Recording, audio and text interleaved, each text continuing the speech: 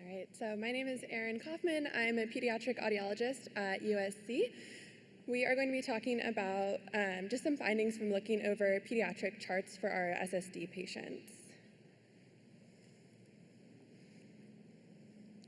My only disclosure is that USC pays me for doing my job there, and we're going to be talking about what we've found, specifically looking at some of the imaging results.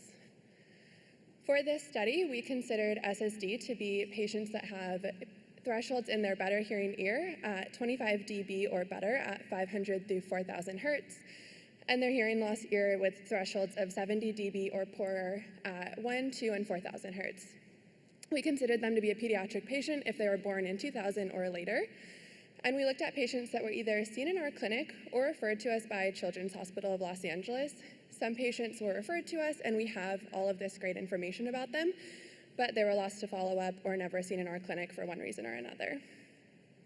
We found our data and compiled this list of patients, mostly searching our NOAA database, entering those audiologic criteria or specific devices.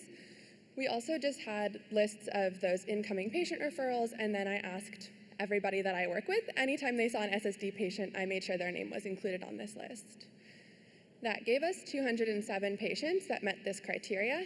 114 of them had radiology results available for review, whether it be a CT of their temporal bone or an MRI of the IAC. Here is a list of the different characteristics that we documented. In bold are the ones that we'll mostly be talking about, and I want to draw special attention to auditory neuropathy, specifically unilateral auditory neuropathy, and then the radiology findings. The background of this group of kids are pretty reflective of our general population that we see in our clinic. So an even split between male and female, predominantly Hispanic or Latino, predominantly with CCS or California's version of Medicaid for kids. Highlighted in the pink, we had about 3/4 with CCS insurance, and then pretty even split between right and left ear of hearing loss.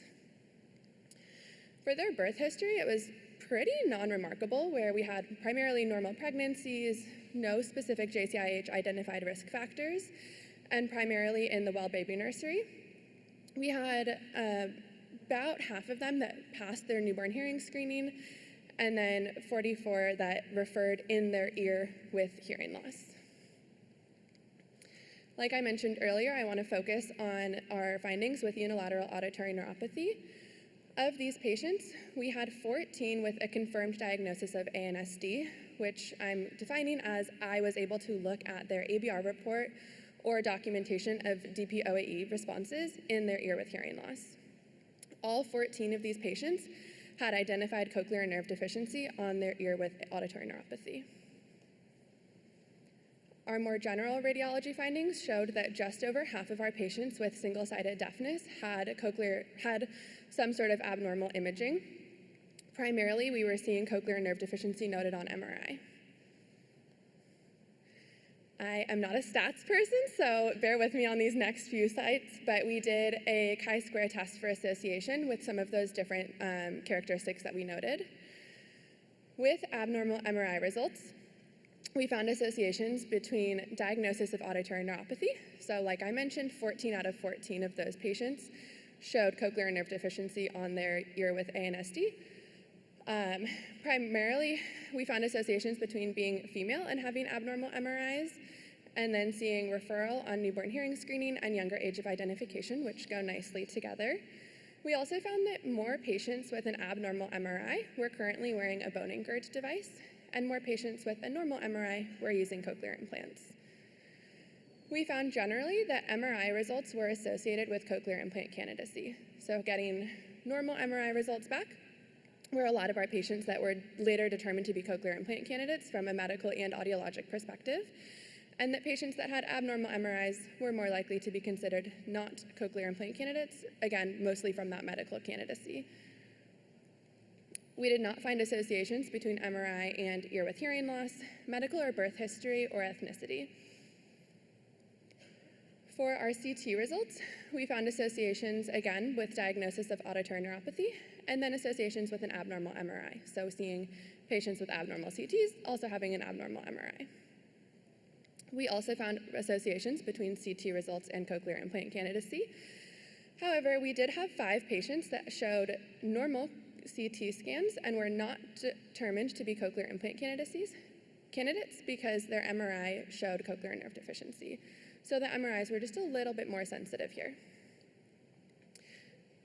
Similar areas that we saw CTs not associated, and then in addition, we saw that there was no association between CT and newborn hearing screening, gender, or age of identification of hearing loss.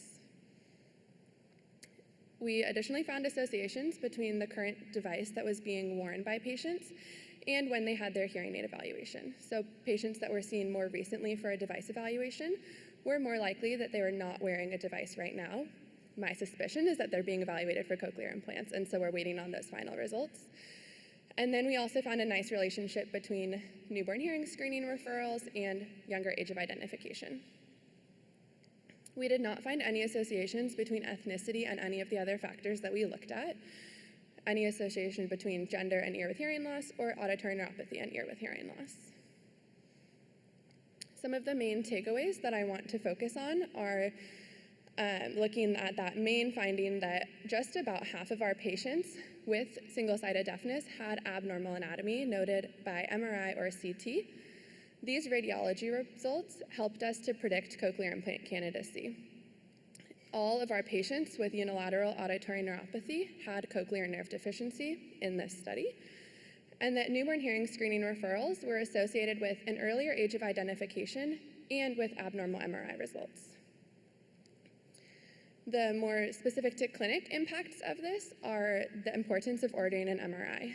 And so especially when you're seeing a diagnosis of auditory neuropathy or have concern that there may be auditory neuropathy, ordering the MRI sooner rather than later, and following this same protocol for all patients with single-sided deafness.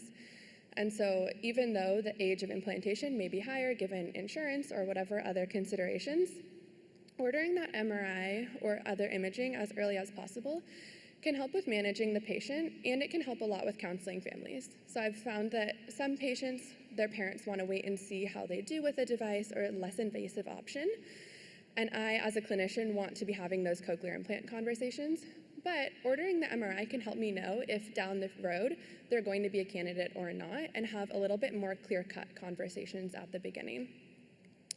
For pediatric audiologists working with the really little kids, sometimes it's easier or quicker to get an MRI than it is to get masked VRA results. So again, thinking of those patients with auditory neuropathy where you can't rely on the ABR, or for the patients that are referred to you at a later age where they're maybe not as reliable behaviorally, but a little bit too old for an ABR.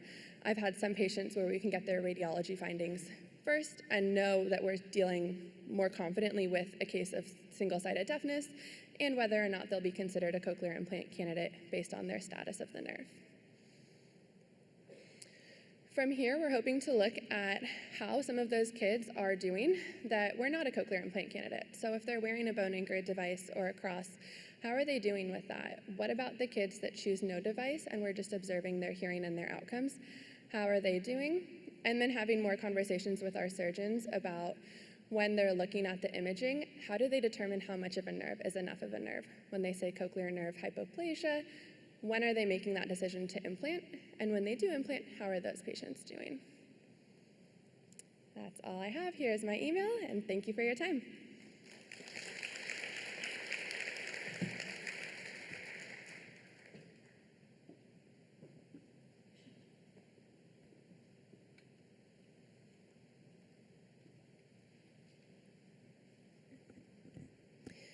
Okay, I think you can hear me. I'm going to be talking about cochlear implantation and single-sided deafness in children. And these are my disclosures. I'd like to start by acknowledging the 5 teams that are involved on this study. So Washington University, Children's Hospital of Philadelphia, Hearts for Hearing in Oklahoma, USC, and University of Minnesota.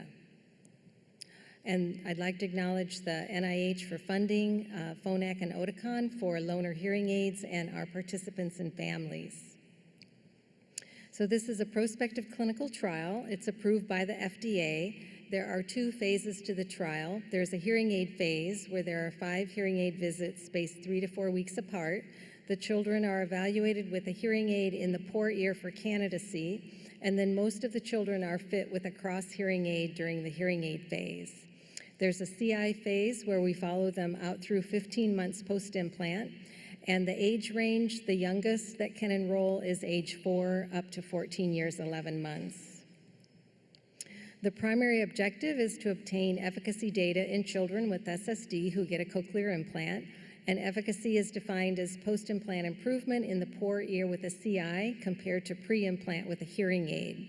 The primary outcome measure is CNC words in quiet, looking at word recognition, and then the secondary outcome measure is sound field threshold levels, looking at audibility. We're also interested in bimodal hearing, so this is a secondary objective where we will look at the use of the implant plus the normal hearing ear. We're going to look at this in 3 ways. We'll compare post-implant bimodal scores to pre-implant scores. We'll also compare post-implant bimodal scores to the better ear alone. And then we're going to look at change in performance over time between the hearing aid phase and the CI phase. These are the inclusion criteria for the poor ear. So the ear to be implanted, the PTA at 5.1 and 2,000 hertz is greater than 70. You can see all of our criteria in black, and then the current FDA criteria are in red.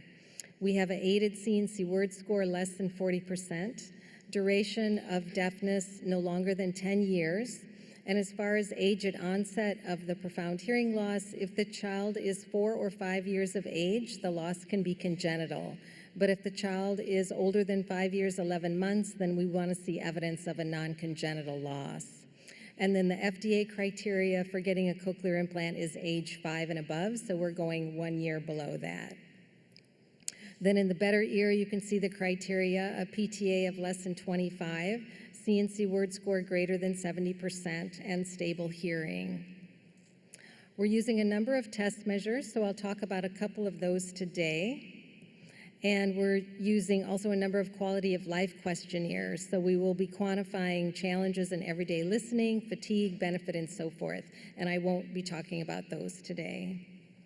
So this is our status. We have 28 children enrolled. 24 have finished the hearing aid phase. 23 have had surgery and been activated. And then you can see the various intervals post-implant. So on the left, we're showing you the pre-op unaided hearing. And you can see that each of these colored lines is an individual child. So this is the poor ear. And then the average is shown in pink, which is 90 dB and greater. Then on the right, we have the better ear, and you can see the average is around 10 dB. On the left on this slide is pre-op now with a hearing aid. As I mentioned, we fit all the children with a hearing aid in the poor ear to look at audibility and word recognition. So these are the different profiles of the children, and then this pink line is the average. So on average, they're around 60 dB, dropping down to about 80 dB. And then on the slide to the right, you can see that same pre-op aided hearing, now in blue instead of pink. And then these different colored lines represent their audibility through the speech processor at 3, 6, 9, 12, and 15 months post-implant. So you see this large improvement in audibility, and you also see that audibility gets better over time with the implant. Here I'm showing you individual scores for children for CNC words pre-op, and then at 6 months post and 12 months post through the speech processor using direct audio input. So the children are all shown along the x-axis, and they have 2 or 3 different bars. You can see the blue is the pre-op scores, and so the pre-op scores are relatively low. And then the orange shows the 6-month score, and then the gray shows the 12-month score. So we have a number of children with some good open set speech recognition, but you'll also see that we have a few children who do not have any speech recognition after a year with their implant. We have a speech and noise task. This is an adaptive SRT. This is a method that was adapted from some work by Patty Johnstone and Ruth Latofsky. So the child sees 4 spondees. They hear the words from the front, and then they hear noise from the front or towards the better ear or towards the poor ear. So the y-axis is SRT, so lower is better. And what you're seeing here, the blue box plot is the end of the hearing aid phase, where they're listening with their cross device. And then the yellow is the 3-month cochlear implant result when they're using an implant plus their normal hearing ear. And what we see when noise is from the front, we do not see an improvement with the implant after 3 months. When noise is towards the better ear, we also don't see improvement. And where we see the improvement that's significant is when noise is directed to the poor ear.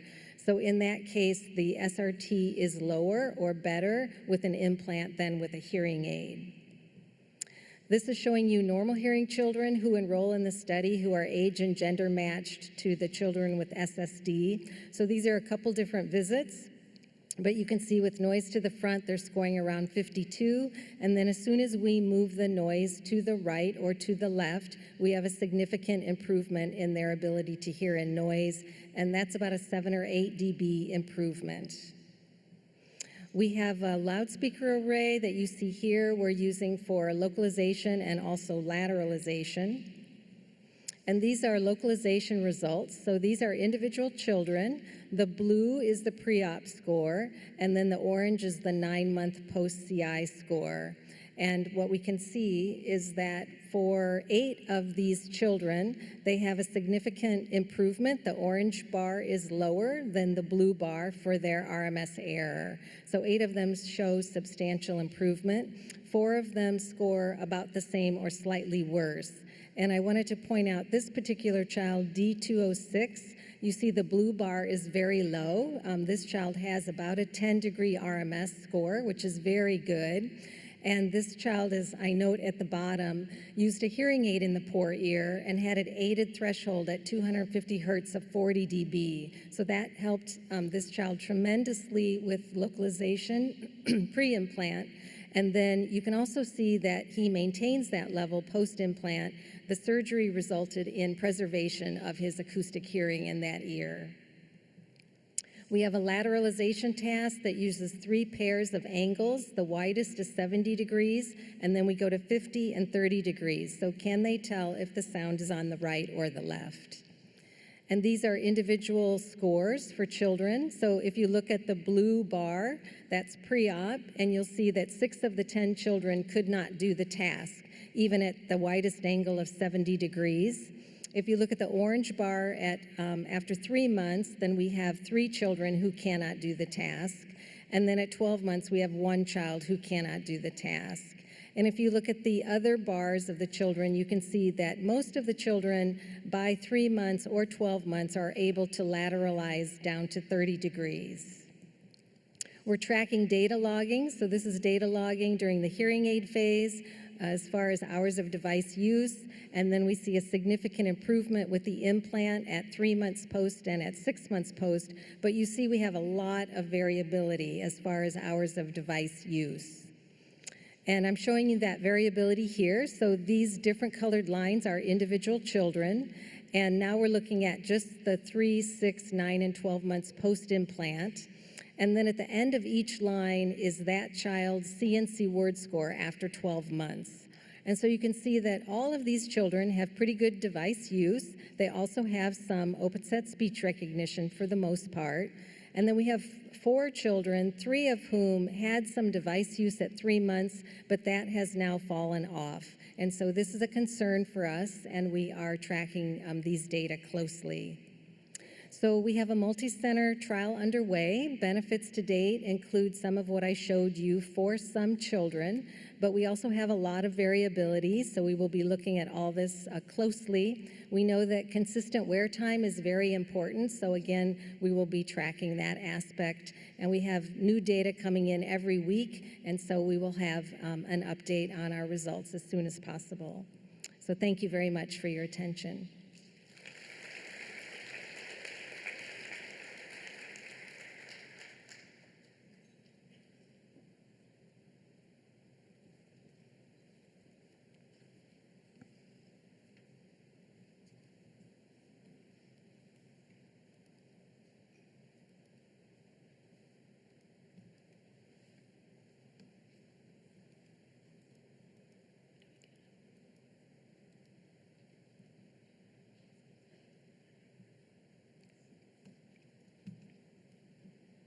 Okay. I am Danielle Bennett. I am from Michigan Ear Institute. I am a cochlear implant audiologist. And we are here today to talk about single-sided deafness and asymmetric hearing loss and cochlear implant outcomes within our private practice.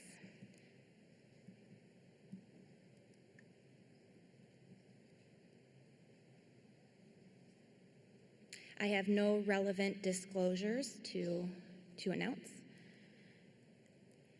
Several major insurance company providers have now defined approval and criteria for cochlear implantation with those with single-sided deafness and asymmetrical hearing loss. The purpose of our study is to evaluate the otologic outcomes of single-sided deafness and asymmetrical hearing loss patients. What we did was a retrospective chart review completed to identify single-sided deafness and asymmetrical hearing loss CI recipients between 2019 and 2023. Our single-sided deafness criteria included a 4-frequency pure tone average of 25 decibels or less, and our asymmetrical hearing loss group included those with mild to moderately severe hearing loss in the better ear. 50 patients were identified for each group. We reviewed AZ Bio sentences in quiet and noise, which included a +10 signal-to-noise ratio as well as a +5 signal-to-noise ratio, as well as CNC words in the monaural condition. That was assessed at 6 months and 12 months post-op. We also looked at a pre-op 4-frequency pure tone average as a secondary measure, as well as processor wear time. For our speech outcomes, we observed a significant improvement on CNC scores in the monaural condition, as well as AZ Bio in the +5 signal-to-noise condition. There was a significant improvement in both groups. Post-op AZ Bio sentences in quiet and +10 signal-to-noise ratio were not significantly statistically significant in the single-sided deafness group. AZ Bio testing in our clinic is completed in the everyday listening condition, meaning that the better hearing ear is being utilized. Our pre-op AZ Bio in quiet was 99% in this population. Post-op, we got 100%. Pre-op scores in the +10 signal-to-noise ratio started at 95% and ended at 99%. So as you can see, there is little room for improvement with those levels of pre-op scores, but there was improvement noticed.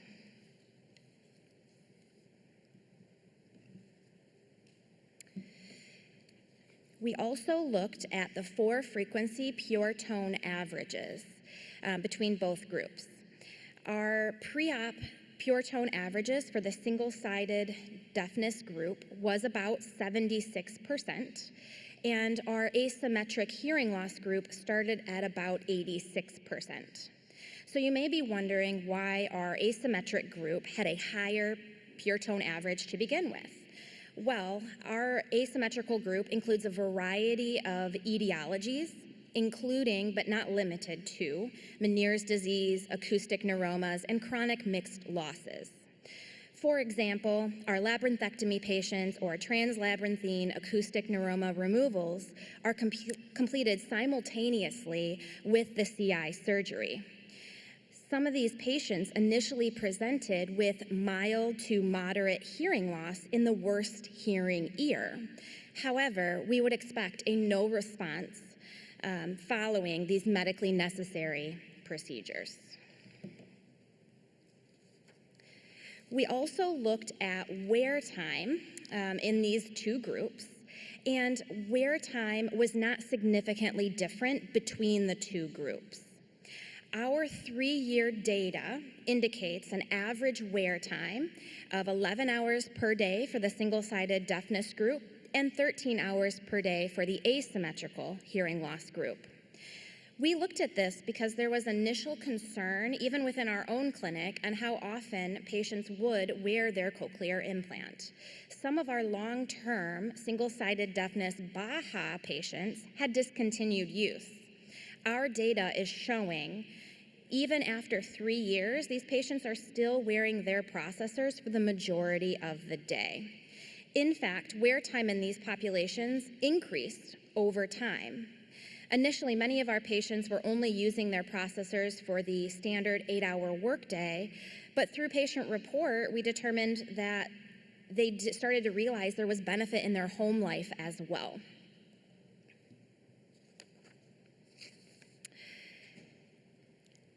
Post-op speech testing has shown improvement after 1 year in each of the groups tested in all conditions.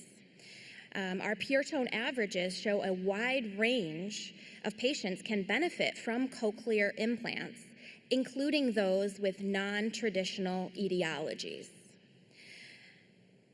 Our current insurance criteria is not consistent with our test results. Most commercial insurance companies require speech perception in the ear to be implanted to be less than 5% with a pure tone average of 90 dB. Our clinic's average pre-op CNC scores for the single-sided deafness population was 42%, and our average PTA for the single-sided deafness group was 75 decibels. So there's clearly a big disconnect between the current FDA criteria and what we're seeing. All of these patients demonstrated improvement, and our data shows that they are wearing their processors consistently.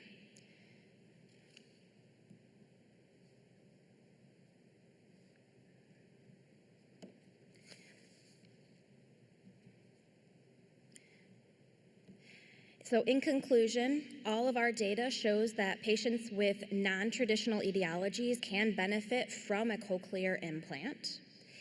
And our data also reveals the ongoing need for expansion of insurance criteria for cochlear implantation. In order to achieve that, I think we can expand upon education for our colleagues and our referring providers, specifically about unexpected potential candidates for cochlear implants, and we can work on that.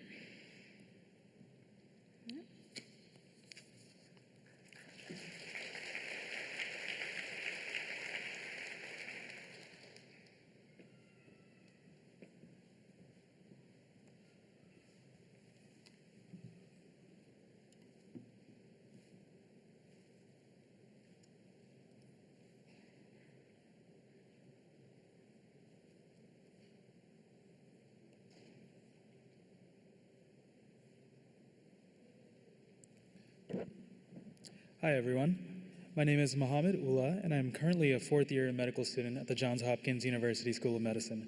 Today, with the privilege of closing out this session, I'll be discussing the impact of auditory rehabilitation following cochlear implantation, specifically for patients with SSD, as seen at our institution and its current status in the literature. I have no disclosures to report. So to offer a little bit of background, in 2019, the FDA included SSD as a clinical indication for cochlear implantation, and numerous studies since then have come out describing its efficacy. More recently, the use of auditory rehabilitation after implantation has been increasingly recognized, though its efficacy has not been well studied. So at our institution, 41 patients with SSD who received a cochlear implant between January 2020 and August 2022 were included in this study, all of whom were offered auditory rehabilitation sessions post-implantation. Of these patients, 6 elected to pursue at least one session, with some patients pursuing further sessions. Outcome measures included speech perception in the form of CNC word recognition and AZ Bio sentence recognition, as well as patient-centered measures including the Tinnitus Handicap Inventory, or THI, the Spatial Hearing Questionnaire, or SHQ, and the Health Utilities Index, or HUI. Our sessions were about an hour to an hour and a half long and were structured similarly to rehabilitation sessions available for patients with bilateral hearing loss, done with experienced auditory rehabilitation personnel trained in speech-language pathology as well as deaf education. To reflect real-life situations, live voices were used with a secondary option of direct streaming to the implant. Residual hearing in the contralateral ear was masked with either an earplug with a noise reduction rating of about 33 dB or noise-canceling headphones streaming cocktail voices. Volume levels to sufficiently block speech understanding in the contralateral ear were determined by the patient. Ultimately, these sessions were centered around the following aspects of hearing. First, we have detection, which is assessing the patient sensitivity to the full range of speech frequencies. Perception and production, assessing the quality of imitation to determine the clarity of sound perceived by the patient. Discrimination, assessing the patient's ability to detect differences or similarities between auditory stimuli. Comprehension, assessing the patient's ability to process spoken language and respond appropriately. And lastly, communication management strategies that patients could do independently to enhance their experience. Some strategies utilized included use of assistive technology, such as AudioLink, or independent assignments to internalize strategies covered during rehabilitation sessions, such as isolation of the implant for at least an hour daily, all while maintaining daily activities. Here we have CNC word recognition scores on the y-axis, plotted over the 4 main time points of the study, which were preoperative and 3, 6, and 12 months post-cochlear implant activation. Trajectories for patients who pursued auditory rehabilitation are colored, while those for patients who elected not to are grayed out. As you can see, there's a range in the number of subsequent rehabilitation sessions patients pursued, ranging between 1 and 8 sessions post-activation. And overall, it appears that patients tend to experience improvement in performance over time until about 3 to 6 months, following which their performance appears to plateau. However, this isn't significantly different between the patients who did elect to undergo further rehabilitation therapy versus those who did not. Looking ahead to AZ biosentence recognition, over here we have 3 primary spatial presentations that are represented. To the left, we have speech and noise projected from in front of the participant. In the middle, we have speech projected towards the participant's implanted or impacted ear, and noise projected towards their contralateral non-implanted ear with normal hearing. And lastly, to the right, we have speech projected towards the participant's non-implanted ear and noise projected towards their implanted ear. Looking more closely at the scenario depicted in the middle, interestingly, at 6 months post-activation, AZ bio scores were statistically significantly higher in patients who attended rehabilitation sessions up until that time point, compared to those who did not. However, this difference was not sustained at 12 months post-activation. Additionally, the rehabilitation cohort had higher preoperative AZ bio scores in this spatial configuration.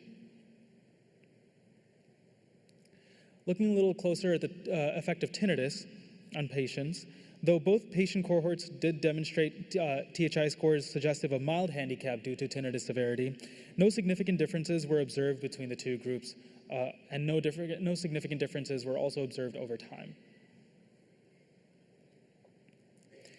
Here we have self-reported measures of spatial hearing in various scenarios on the left, and aspects of the Health Utilities Index demonstrated on the right. 3 additional domains of the spatial hearing questionnaire are shown: speech and quiet, speech and noise projected from in front of the patient, and speech and noise separated. Similarly, subdomains of the Health Utilities Index that are included here include hearing, pain, and emotion, as shown. While no significant differences between the 2 cohorts in subjective spatial hearing was observed, interestingly, at 6 months post-implantation, average SHQ scores were actually lower in patients who pursued rehabilitation. Similarly, multi-attribute health utility scores at 6 and 12 months were also lower in patients who pursued further rehabilitation compared to those who did not. We also dove a little deeper into the literature surrounding the SSD, and per our review and to our knowledge, only 5 studies appear to exist looking at the impact of auditory rehabilitation and outcomes for patients with SSD. These studies primarily took place in Austria, Italy, China, and the Netherlands, One study was a prospective randomized crossover study, while the remaining 3 were a case series. 2 studies looked specifically at adults with SSD, and 2 looked specifically at pediatric patients with SSD. One study was primarily a descriptive study. While this table describes these studies in further details, the important takeaway here is a significant variation in content and frequency of rehabilitation sessions with no uniformity in outcome measures. Techniques utilized range from audiobooks, direct cochlear implant streaming, and exercises tailored to patient interests and needs, and more. Measures used to assess auditory performance and subjective outcomes were widely variable. 2 studies noted improvement in auditory performance, while one suggested no objective improvement, but noted improvement in cochlear implant discomfort. This all seems to highlight the difficulty in assessing the true efficacy of these sessions on patient outcomes as the literature currently stands. Importantly, there are a few key takeaways from our study as the largest case series exploring auditory rehabilitation in patients with single-sided deafness and the only one of its kind in the US, as well as a scoping review, highlighting the significant knowledge gap that exists in regards to its efficacy. When offered electively, few patients elected to participate in these additional sessions, and there were no predictive factors preoperatively, both audiologic and perceived quality of life metrics, to help us understand which patients were more likely to pursue rehabilitation. Interestingly, of the patients who did participate, the current paradigm did not have a significant longitudinal effect on patients' speech perception or quality of life metrics. However, notably, these findings may likely be limited in part by sample size and the voluntary nature of subsequent rehabilitation sessions. Additionally, it's possible our current methods of assessing speech perception in SSD patients do not fully capture the effect of auditory rehabilitation, as prior studies have suggested analytic auditory rehabilitation benefits some, but not all, within the bilaterally deafened CI population. Looking ahead, some ways to consider improving patient participation in outcomes associated with auditory rehabilitation sessions include 1, the development of a structured rehabilitation framework, 2, an early introduction of training resources post-activation, and 3, a focus on live voice exercises to replicate real-life auditory scenarios with proper isolation of the implanted ear. All in all, these findings highlight the incredible need for controlled studies on comprehensive training programs to identify and address single-sided deafness-specific rehabilitation challenges. Such further controlled investigations can help us possibly incorporate rehabilitation sessions into standard postoperative care and help improve post-implantation auditory and patient-centered outcomes. I'd like to thank Dr. Daniel Sun, Dr. Sarek Shen, Dr. Nicholas Andreessen, and Dr. Charlie Della Santina in the otology department at Johns Hopkins, as well as the Johns Hopkins Department of Otolaryngology audiology team. Thank you.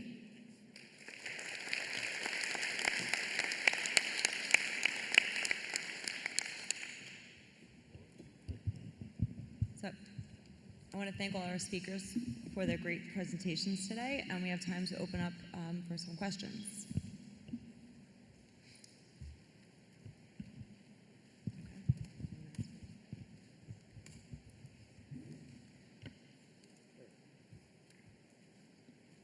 Having microphone problems today. I'll ask a question. This is for Dr. First.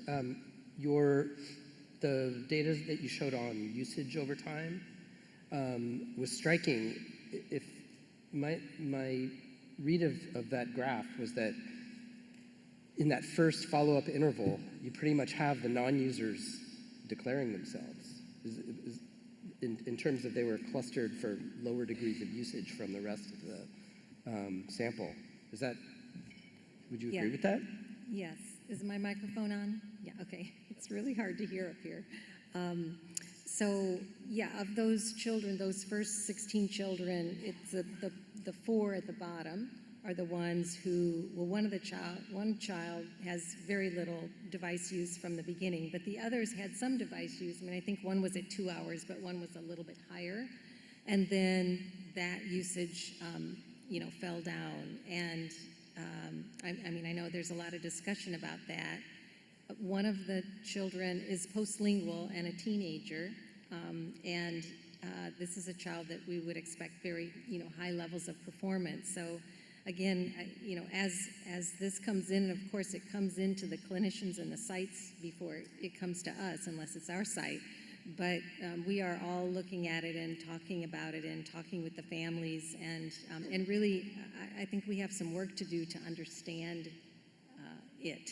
So I think some children, you know, the SSD children, I mean, I didn't talk about programming and mapping, but sometimes it is difficult to get a map that's comfortable in terms of loudness, to get those auditory thresholds at the point that we want them. And that's why on the one graph I was showing that their sound field thresholds tended to get better over time, and I think the children just need more time getting used to the loudness and so forth. And some children seem to be more resilient to a quality of sound that is not perhaps exceptional, whereas other children seem to be less resilient. I don't know if that's the perfect way to describe it, but anyway, I just think that there's a lot to learn as far as device usage and what's happening with some of the children.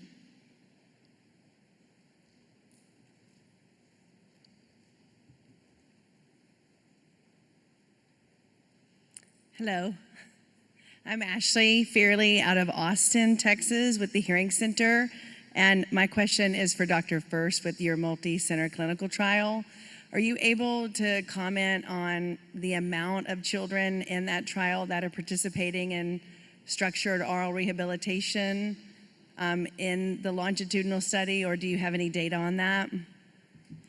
We are gathering information about what the status is when the children enroll in the study as far as oral rehab or additional services that they're receiving, IEPs and so forth. And then we are getting information when the children come back. It's not a specific question that we designed for in the study as far as oral rehabilitation, but we are gathering that information. Great, thank you. Mm-hmm.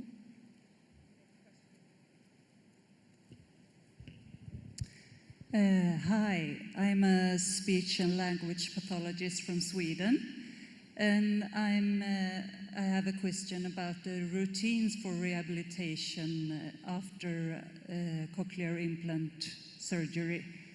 How is your routines here in the United States and Canada for rehabilitation after for children and grown-ups? I'm sorry, would you be able to repeat the question one more Yeah, time? Just had a sure. little trouble hearing it there. Yeah. My question really is it like standard that you have rehabilitation from like a speech and language pathologist after your surgery? I see.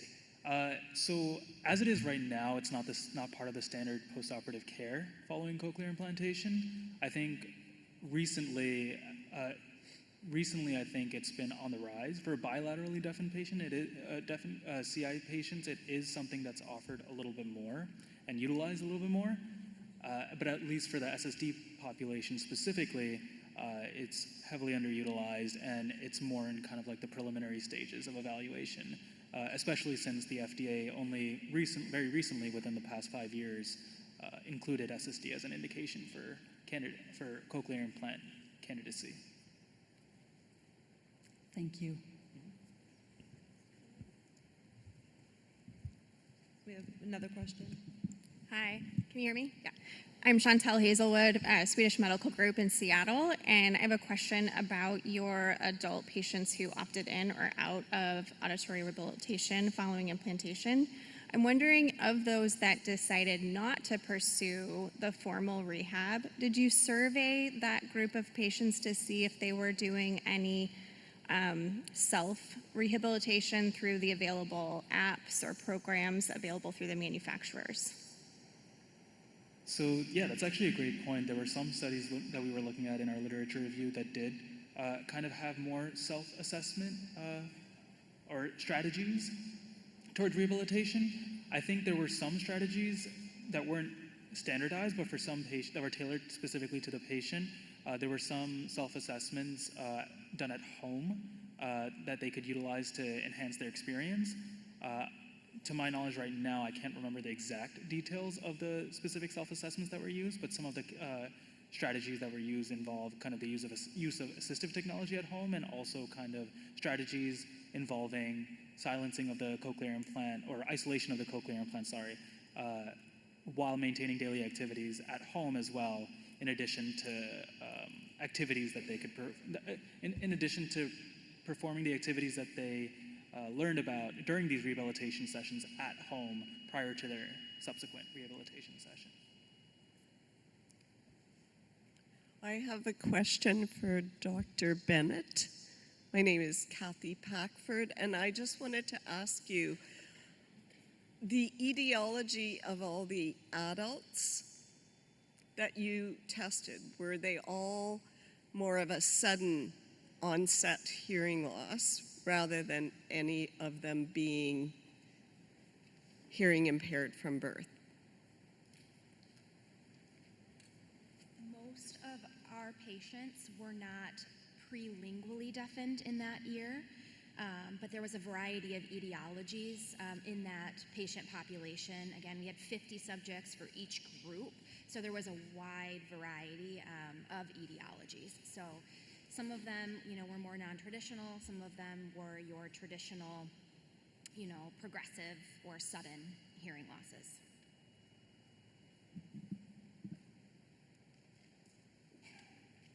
Hi, this is Amy Martinez from Los Angeles. My question is for Drs. Kaufman and Dr.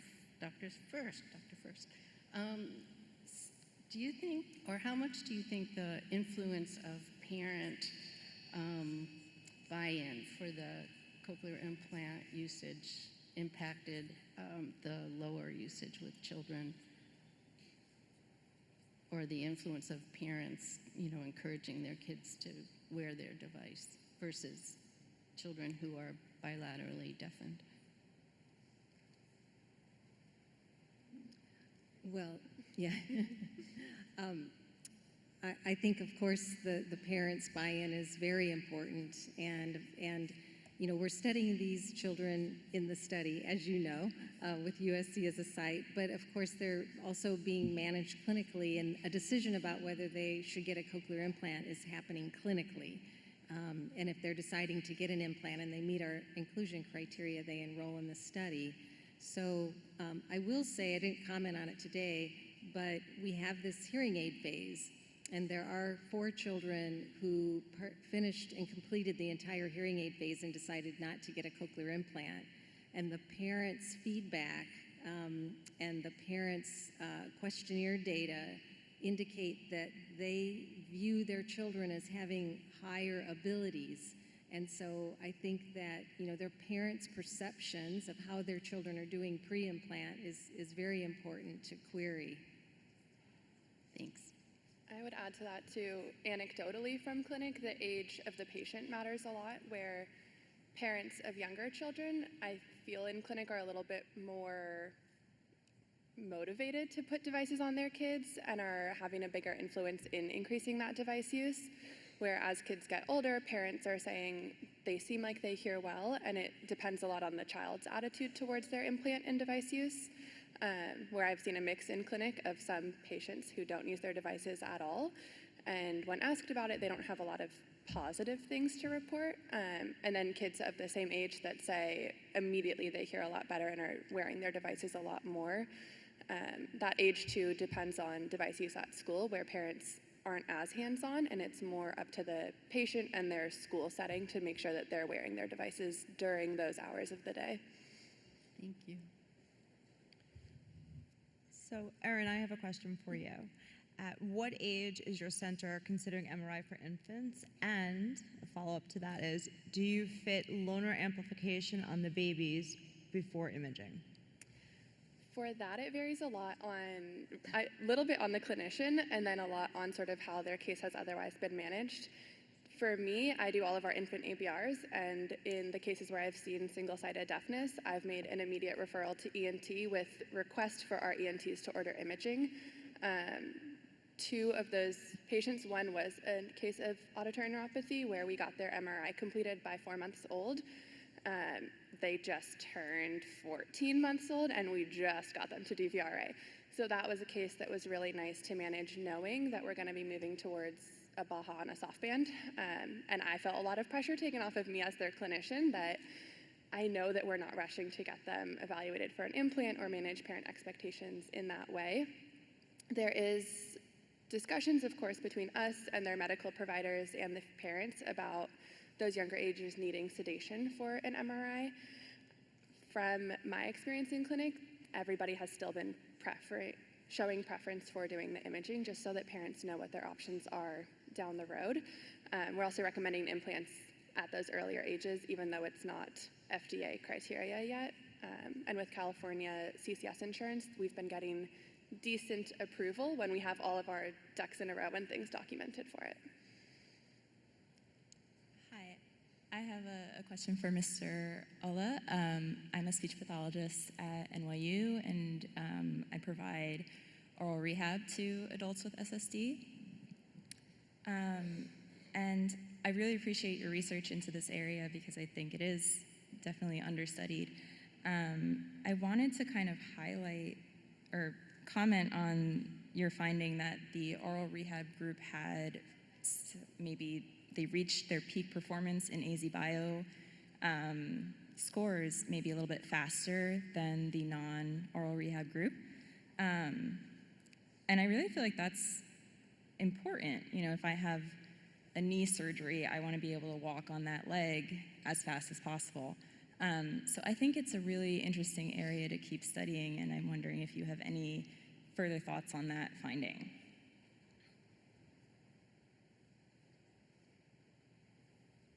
Sorry, I guess I'm just having a little trouble hearing up here. Would you be able to repeat that last bit one more time? Sorry, can you hear me okay now? Yeah. Okay.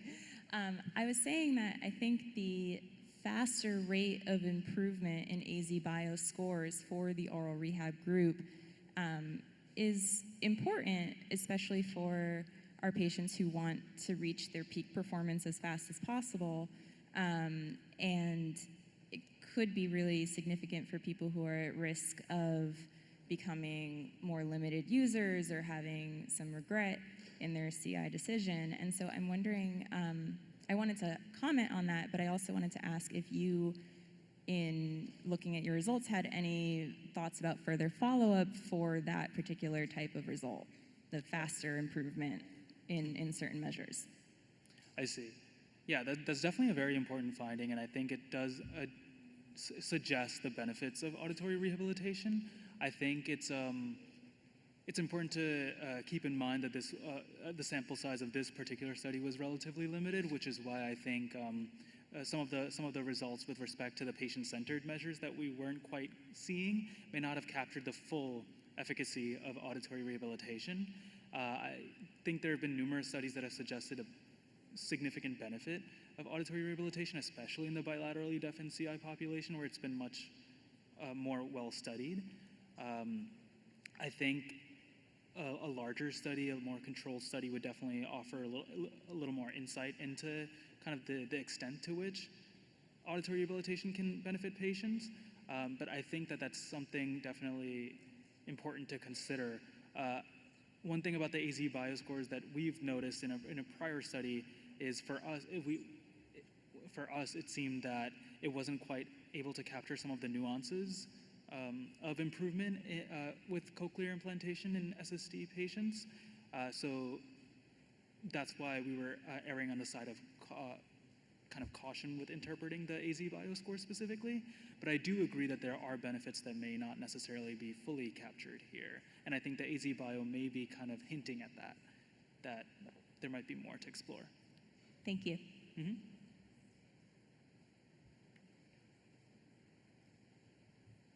Anyone else have any questions? All right, thank you. All right, thank you, everyone.